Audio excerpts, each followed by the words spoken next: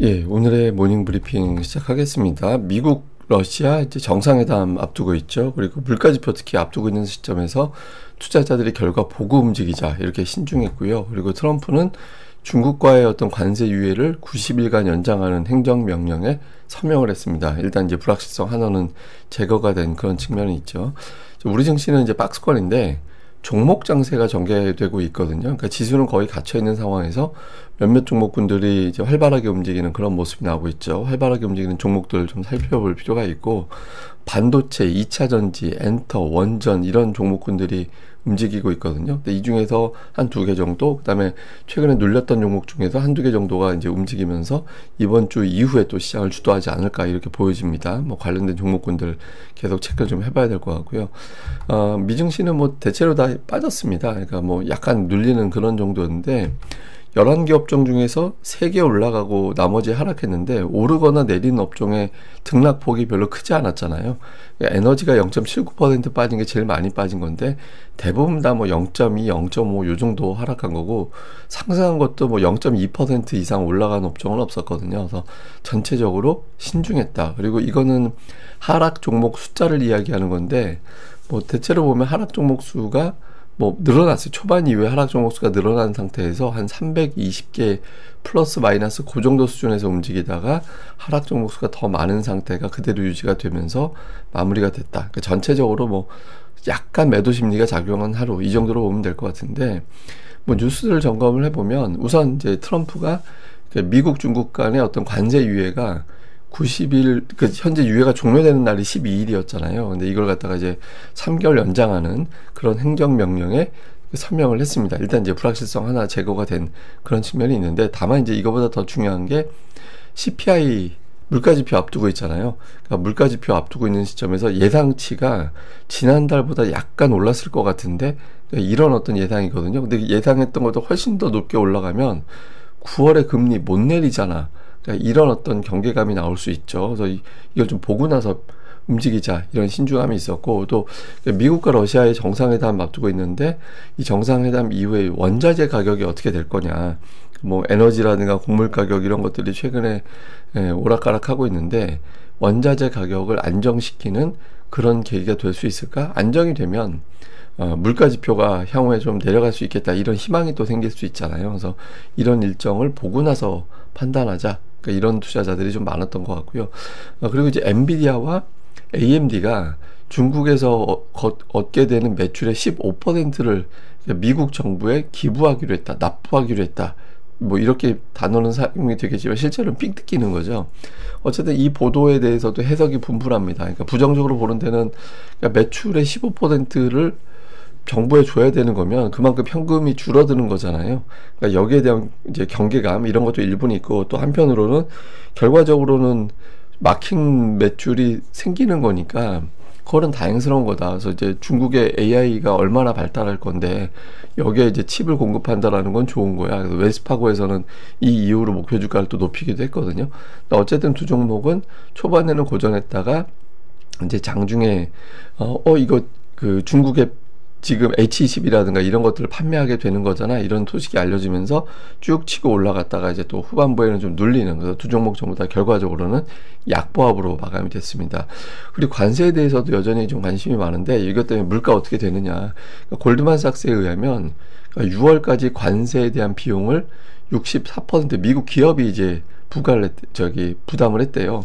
소비자한테 전가한 비율은 14%, 수출업자가 부담한 건 22%. 그러니까 대략적으로 60% 이상 미국 기업들이 감당하고 있다라는 거거든요. 그래서 이게 이제 계속되면 미국 기업들의 이익률이 좀 줄어들게 될 수 있는 거고, 그렇지만 이제 어느 정도 시간이 지나가면 미국 기업들이 감당하다가 소비자들한테 떠넘기는 그런 단계로 넘어갈 것 같거든요. 그래서 이후에 이제 물가가 실제로 좀 올라가지 않겠느냐, 이렇게 보는 분석도 일부는 있는 것 같습니다.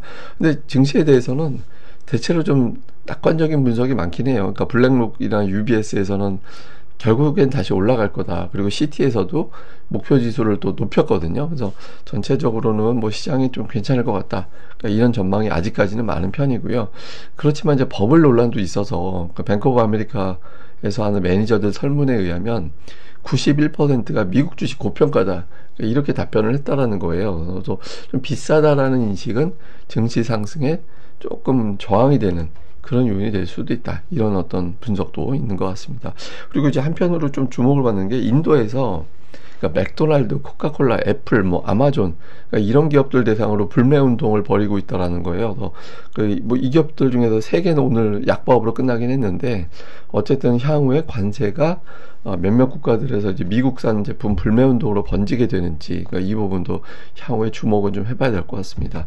근데 어쨌든 투자들은 8월에 미증시가 좀 약했다. 뭐 글로벌 증시도 그렇고 좀 약했기 때문에 어지간하면은 이제 올라도 조금만 올라가고 나머지는 좀 조심스럽고 그러니까 약간 좀 조심스러워하는 그런 현상은 아직은 있는 것 같아요. 그렇지만 이제 쉽게 밀리진 않는 게 그러니까 기업들의 실적 전망이 아직까지는 좋거든요. 그 S&P 500 전체 기준으로 보면 올해 한 9% 정도 주당 순이익이 늘어날 것 같고 내년도에는 13%까지 올라갈 수 있다. 그러니까 지금 뭐 어차피 내년도 실적이 더 좋아질 거니까 굳이 주식을 매도할 필요는 있나? 그냥 잠깐 쉬어가는 정도면 되는 거지. 뭐 이런 정서들도 좀 있는 것 같아요. 그래서 현재 또 자사주 매입도 계속 늘어나고 있고 그래서 좀 뭐 조정이 나와도 그렇게 큰 조정보다는 쉬어갔다가 다시 매수했다가 뭐 이런 과정이 되지 않을까 투자자들이 이렇게 보는 것 같습니다. 뭐 주요 종목들 보면 빅테크들 대체로 좀 하락하는 뭐 큰 폭으로 하락한 건 없고 1% 이하의 어떤 미만의 하락폭이 좀 나왔고요.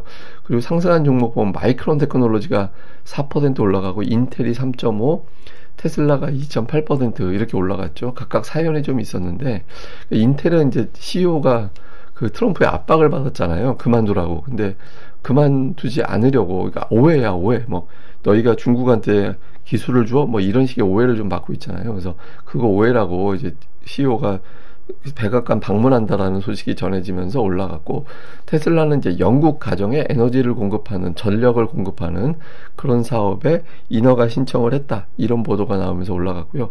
마이크론 테크놀로지는 오늘 어젯밤에 실적 추정치를 상향 조정했어요. 기존의 어떤 전망보다 생각해 보니까 우리 실적 더 좋을 것 같아. 이렇게 해서 회사 홈페이지에 실적 전망치를 높이는 걸 제시를 했습니다. 이러니까 이제 개장 전에 막 6% 올라가고 그랬다가 미증시가 눌리니까 이제 상승폭이 줄어들긴 했지만 어쨌든 4% 됐죠. 그러니까 오늘 우리나라에서 이제 관련된 종목군들의 영향을 줄 걸로 보여져서 일단 마이크론 테크놀로지가 또 특이주로 보여지고 그 다음에 이제 뭐 리튬 가격이 최근에 계속 올라가죠. 그래서 앨범알 같은 어떤 리튬 관련된 종목군들도 오늘 또 강세를 보이는 이제 그런 모습을 보였습니다. 자, 우리 증시는 지금 보면 뭐 요란하게 올라갔다 내려갔다 하는 구간이 있는데 저 구간을 잘라내고 보잖아요. 저 구간 잘라놓고 딱 보면 그냥 박스권이에요. 7월 중순 이후에 3200을 축으로 해서 그냥 위아래로 계속 갇혀있는 그런 모습이 나타나고 있거든요. 그래서 시장이 좀 갇혀있는데 이런 과정에서 지수하고 좀 다르게 움직이는 종목 그러니까 박스권보다는 조금 나은 종목들이 뭐냐면 삼성전자 삼성전자는 어쨌든 올라갔다 눌렸다 올라갔다 눌렸다 이렇게 되는데 결과적으로는 올라가는 추세가 나오고 있죠. LG에너지솔루션도 한바탕 밀고 올라갔다가 그 다음에 약간 숨고르기 왔는데 어제 다시 좀 올라가는 시도 이게 나타나고 있고 다음에 자동차는 거의 지수하고 비슷합니다. 그러니까 이제 올라가는 구간들이 좀 있긴 했지만 결과적으로 보면 거의 뭐 박스권에 갇혀 있는 그런 모습이 나오고 있죠. 그래서 시장에서 지수보다 좀 세게 움직이는 종목 삼성전자 LG에너지솔루션, 두산에너빌리티 같은 종목군들 그 다음에 시장하고 비슷하게 가는 거 자동차 그 다음에 시장보다 약하게 가는 거 일부 제약바이오주라든가 뭐 금융주라든가 뭐 이런 종목군들은 시장보다 조금 약하게 가는 케이스들이 더 많은 이렇게 구분이 되고 있어요. 근데 이제 시장하고 비슷하게 간 게 자동차잖아요. 그러니까 자동차에 어떤 변화가 생기는지 여부가 이게 이제 좀 박스권 넘기겠구나 이런 어떤 기준이 될 수도 있다. 그래서 향후 이제 자동차주가 어떻게 돌아가는지도 좀 주목을 해봐야 될 것 같고요. 다음에 이제 코스닥은 그 21선, 21선 어떤 흐름에서 일단 회복이 됐다라는 게 첫 번째 하나, 포인트. 또 하나는 제가 이제 이전에 한번 차트로 보여드렸던 거긴 한데, 그 4월 이후에 시장이 올라가면서 대략적으로 한 4% 정도 조정이 나오면 그 자리에서는 튕겨 올리는 그런 현상이 있었다. 근데 이번에 갑자기 8월 첫날 그 정책 변수 때문에 이제 급락을 해서 그 패턴이 깨졌었잖아요. 근데 그걸 다시 원위치 갖다 놨거든요. 그러니까 근데 그 전까지 코스닥을 보면 대략적으로 기간으로 치면은 한 3주 플러스 마이너스. 그다음에 낙폭으로 치면 피크 대비 한 4% 왔다 갔다.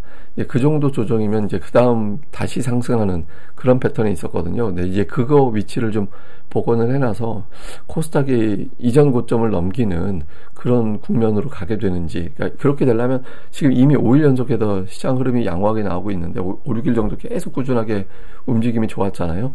근데 지금부터는 아주 확 지수를 끌어올릴 수 있는 명백한 주도주가 나와줘야 돼요. 그러니까 뭐 그게 2차 전지가 됐든 반도체가 됐든 뭐 바이오가 됐든, 그러니까 그런 종목이 최근에 이제 2차 전지가 그 역할을 살짝 하고 있긴 한데 더 명백하게, 또는 2차 전지가 쉴 때 다른 업종이 등판해서 올리는, 그러니까 지금 주도주가 명백하게 등장하는지가 코스닥은 상당히 중요하다, 이렇게 봐야 될 것 같습니다.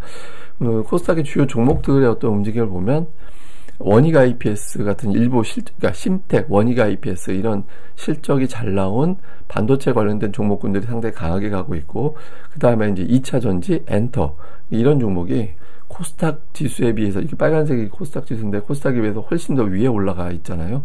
반면에 이제 제약바이오 계열의 종목군들은 좀 흘러내리는 약한 이제 그런 모습이 나오고 있죠. 그래서 현재 시장의 빅3는 소부장, 2차 전지, 엔터다. 근데 이게 이제 그대로 고정돼서 가기보다는 이 중에 한 2개 정도 그렇게 될 것 같고, 또 새롭게 합류하는 게 한두 개 정도 있을 것 같고, 이렇게 될 것 같거든요. 그래서 일단 이제 빅3에서 2개가 최소 2개 이상, 2개가 살아남는지 여부가 되게 중요합니다. 그래서 오늘 뭐 제가 늘 말씀드리지만 주포와 주도주가 있는 장이 아주 강한 장이다라고 말씀을 드리잖아요. 그래서 그런 흐름이 좀 지속되는지 여부가 되게 중요할 것 같습니다. 전체적으로 좀 요약을 해보면 그 마이크론 실적 전망이 상향됐잖아요. 이게 삼성전자를 움직일 거냐, 하이닉스를 움직일 거냐, 2개가 공존하는 게 시가총액 비중상 쉽진 않아서 이 2개가 시총이 지금 600조 원 되잖아요. 이 2개가 올라가면 나머지 대형주들이 눌려야 돼요.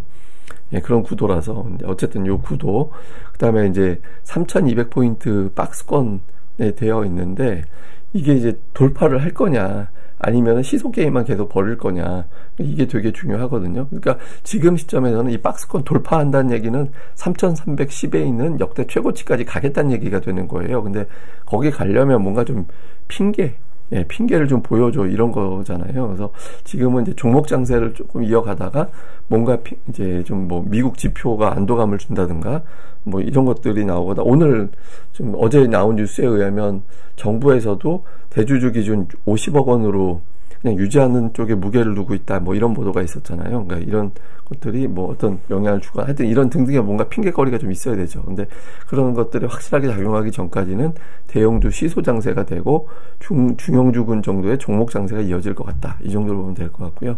그다음에 외국인들도 되게 중요한데 대규모 매수를 안 해요. 그 대규모 매수의 기준은 3,500억 이상의 매수가 들어오느냐, 순매수가 들어오느냐라는 건데, 그러니까 외국인들이 그건 아직은 안 하고 있거든요. 그래서 오늘장 정도에서 그런 흐름이 나오는지, 이게 옵션 만기 주간이라 뭐 시장을 한 방향으로 확 끌어올리는 건 쉽진 않을 것 같긴 한데, 어쨌든 외국인들 동향 좀 봐야 될 것 같고요. 그 다음에 앞서 말씀드린 대로 소부장, 엔터, 2차 전지가 움직이고 있는데 이 종목군들이 그대로 갈지는 잘 모르겠습니다. 그러니까 이 중에 그 다음 대상이 되는 종목이 뭐가 나올지 이것도 잘 봐야 될 것 같습니다. 예, 하나는 그 현재 미국과 글로벌 증시를 비교한 차트거든요. 이게 이제 보시면은 파란색 선이 미국 증시고 하얀색 선이 글로벌 증시예요. 근데 글로벌 증시가 미국보다 훨씬 더 강한 움직임이 나오고 있잖아요. 이게 되게 오래간만이거든요. 실제로 미국 기업들은 고평가다, 근데 신흥시장은 저평가야. 그러니까 이렇게 답변하는 사람이 많아요.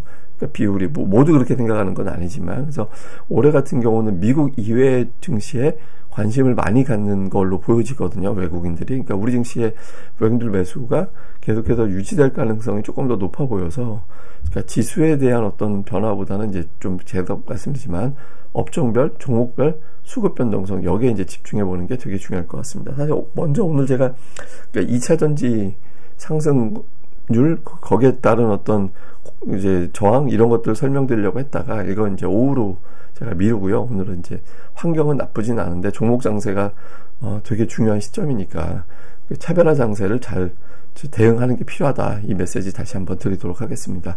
예, 그럼 하루 잘 보내시고요. 저는 다음에 뵙겠습니다. 이 방송 구독하기와 좋아요 꼭 부탁드립니다. 감사합니다.